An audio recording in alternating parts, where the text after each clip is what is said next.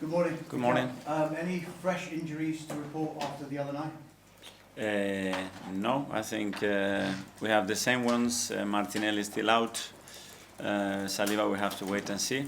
We have another training session this afternoon, and the rest is still getting closer. I think in the right direction, but not available yet. So Saliba's got a chance, but Martinelli, do you foresee how long he might be out for? No, we don't know yet, but I think this game is going to come too early for him. Just on those other four that you mentioned, just Jesus, Odegaard, Madueke, Havertz, have you got any updates on when they could be back? I would say weeks, and some of them pretty soon, hopefully, if they keep evolving the way they are doing. But difficult to put a game. You know that we have the international break, which is a 2-week break there. And after that, I think we'll have some back. I don't know if it's going to be all of them, some of them, but we'll be quite close by then. 8 wins on the spin now for your team. I'm guessing momentum is very, very difficult to build, but very easy to shatter in a way. Is that the message to your team, to keep the foot on the gas consistently? Yeah, and maintain the level of urgency, the concentration, the focus, the ambition that we are showing every game. And every game brings different challenges. Sometimes we have to be very patient. Some of the times we have to have a different approach. And the game against Burnley is going to be really tough. They are extremely well coached. I know it's called really well what is done with the club and with this team. It's formidable. And when you look at all the games, and I see 5 of those, the last games that they played, very, very tough team to beat. They are one of the 3 promoted teams. In the last 2 seasons, all 3 promoted teams have gone down. Currently, none of those 3 promoted teams are in the relegation zone. Can you put into context how competitive this particular Premier League is? Well, more than ever, I think the level is increasing year after year. Better structure, better organization, better decision making from clubs, managers, better players. So it tells you the difficulty of that. And when I look against big teams, the way they have behaved and how they have earned points or lose points, it's for very small margins, and that's the reality in this league. You've said before that you've loved every minute of being manager at Arsenal. Mm-hmm. I guess even win, lose or draw, you said that you loved it. Is picking this team currently fast becoming the worst part of your job? No, I cannot say that. It is the worst part in terms of the decision we set some players when you don't allow them to play, which is the hardest part in our job. But they acknowledge that as well, and at the end it's like when they make decisions, some good, some bad. I'm not judging every decision that they make. We cannot do that. So the other way around, this cannot happen. So at the moment we are dealing with it in a really positive way, and you can see the consequences to that in the impact that every player that is not playing is having, and when they have to play, the way they are performing. And you only do that with good preparation and good mental state. How do you manage that disappointment though? Because it's human nature for players to say, I should be playing, I deserve to play, but sometimes you have to tell them, actually, you're not going to be in the team today. Well, it's an education that you get since you are young and you decide to play football. You know that there's 11 players playing and then another 10 or 12 that they're not going to start the game. Doesn't mean they're not going to be important for the team. So hopefully that's an education that all of us got with the right coaches very early in our careers. If I have to do that right now, obviously it will be difficult. And just try to do it, with an open heart, understanding that you care about them and you want the best, and they will have their moments. And then, try to be as fair as possible when you see certain behaviors and that willingness to play, give them obviously the opportunity to play. Final one for me, Mikel. It's often said a team reflects their manager. When I'm watching Arsenal now, they look calm and controlled. Mm-hmm. When I'm watching you on the sidelines, you seem to be calm and controlled. Yeah, sometimes more than others, yeah. Are you? And I remember you were talking just before the Atletico Madrid game that you've been working on that side of it. What have you done to try and become a little bit more calm and controlled on the sideline? Well, I think it's the years. I think the trust and confidence that you have in the team as well, in the work that you do. Getting feedback, I think, is the best thing for people that are very close in our jobs, people that knows you really, really well. Where is that coming from? Because sometimes it's a way. I want my team to be very active, and and at the same time very creative and very disciplined. And if you want the manager to be like that, you cannot be just watching the game like this.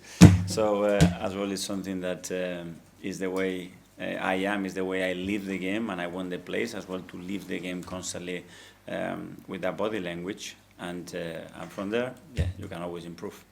Thank you. Anita, Rooney? Morning, Hi. Mikel. I wanted to pick up on what you just said there. Are you able to maybe tell us who it is that you turn to for feedback? No, a lot of people, some of them, and I cannot say it here, but it's just that, and the good and the bad, all the ideas that they can bring to make us better. People that have a different perspective, they're not with us every single day, and probably that's the people that has the more clear picture about looking at things with a different idea or perspective to help us, not only me, but all the coaches, and for sure the players as well.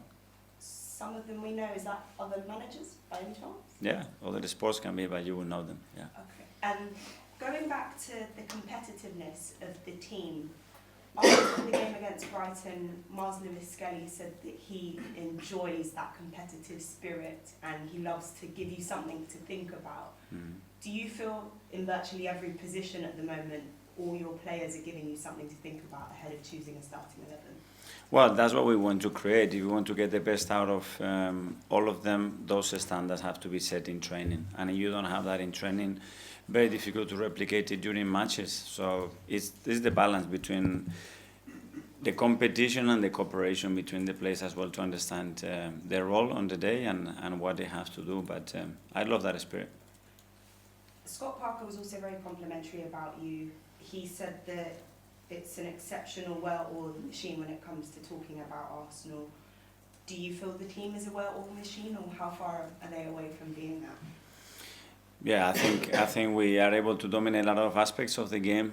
We can, of course, improve in many of them still, and that's a constant evolution as a team. But the more resources and the more things we can dominate throughout a game, especially in the Premier League, the better chance you have to win games. Thank you, Mr. Thank you. Ian Toxwell?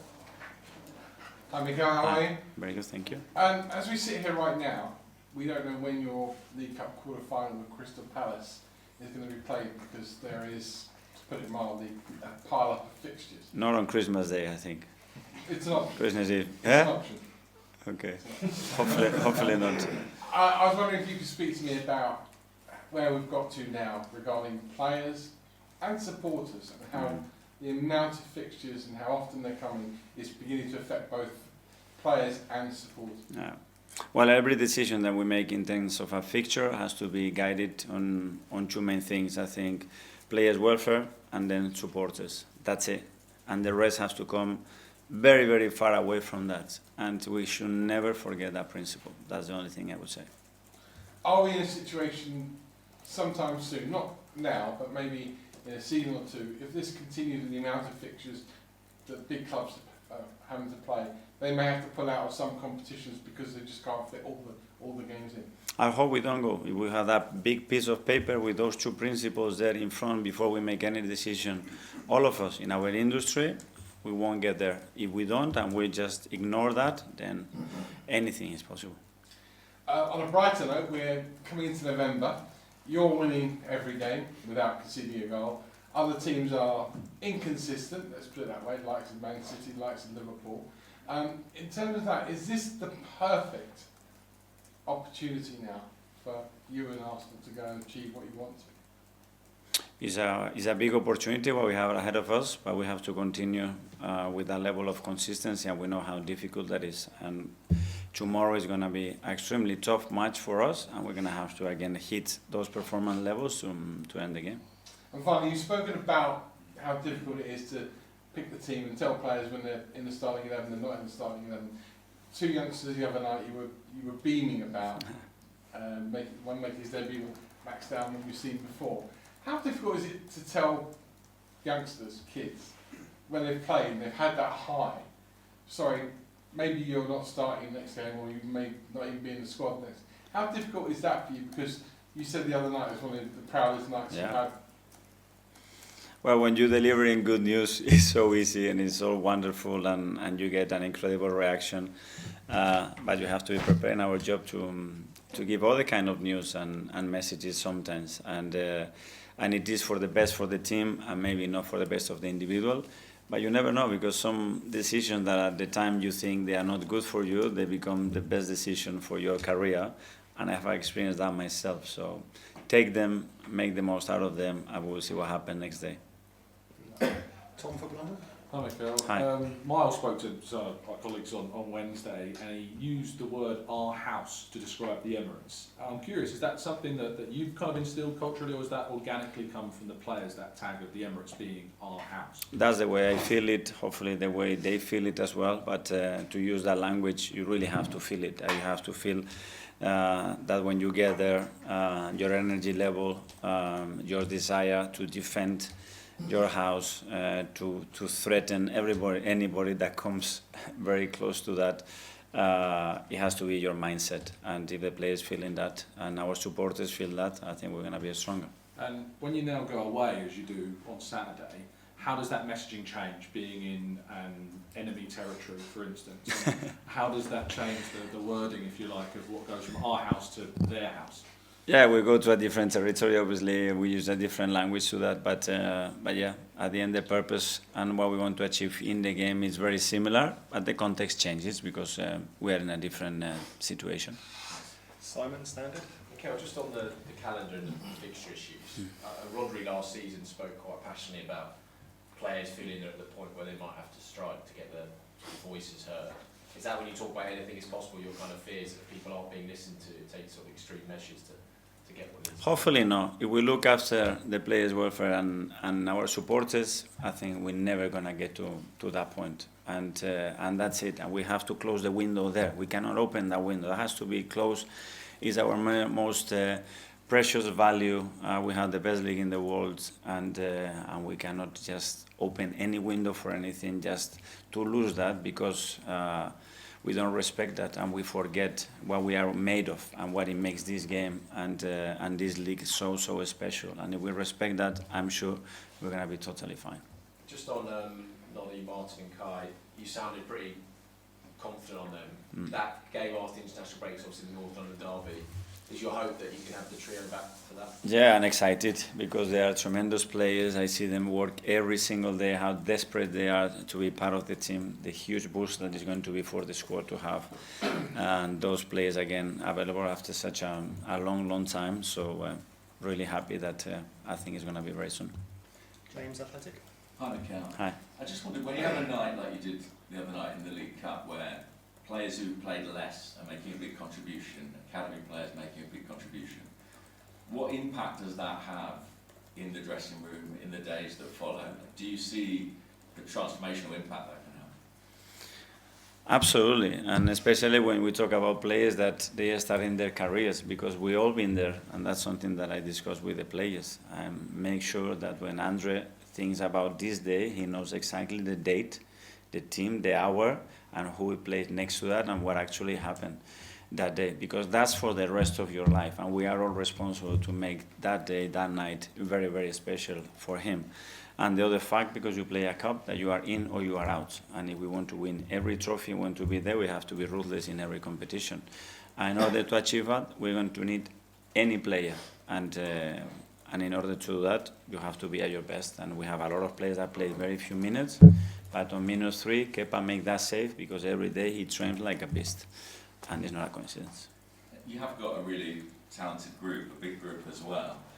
Do you have any concerns about sustaining a group of that size in the long term, or do you feel more that this is a necessity and other clubs will be following that example? Well, because I've been part of that.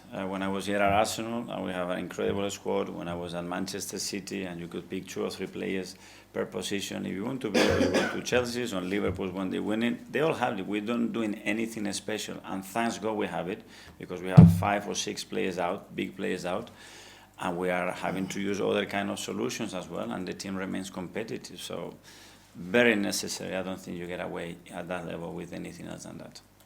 Okay, we'll do the last couple in the as live. Firstly, Phil at the back for PA. Hi, Mikel. Just one more on the fixture congestion. Is there an easy fix? Because obviously it's a topic that comes up season after season. Is there an easy solution to it?